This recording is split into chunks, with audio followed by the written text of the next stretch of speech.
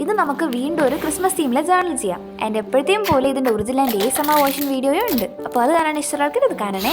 അപ്പോൾ guys, happy Christmas. ശരിക്കും എത്ര പെട്ടെന്നല്ലേ ക്രിസ്മസ് ആയത്.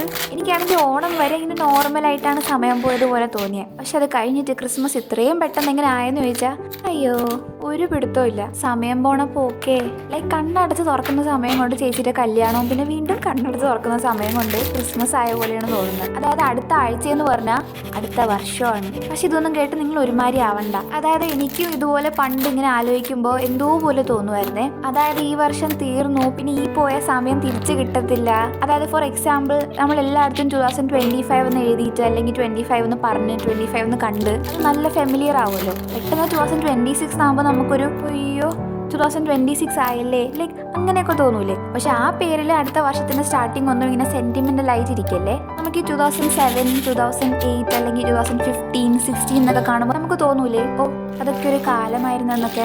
അതുപോലെ 2026 കൊണ്ട് പറയിപ്പിക്കണ്ടേ. അതുകൊണ്ട് ഈ വർഷത്തെ ലാസ്റ്റ് 7 days നമുക്ക് അടിച്ചു പൊളിച്ചിട്ട് അടുത്ത വർഷത്തിന് നമുക്ക് നല്ലപോലെ വെൽക്കം ചെയ്യാം. ഓക്കെ, അപ്പോൾ ഇന്നത്തെ ജേർണലിംഗ് എല്ലാവർക്കും ഇഷ്ടപ്പെട്ട ലൈക്കും സബ്സ്ക്രൈബും മറക്കണ്ട. ആൻഡ് നമ്മൾ ഷൗട്ട് ഔട്ട് കൊടുക്കുന്ന കമൻറ്റ്സ് ഇവരുടെയൊക്കെയാണ്.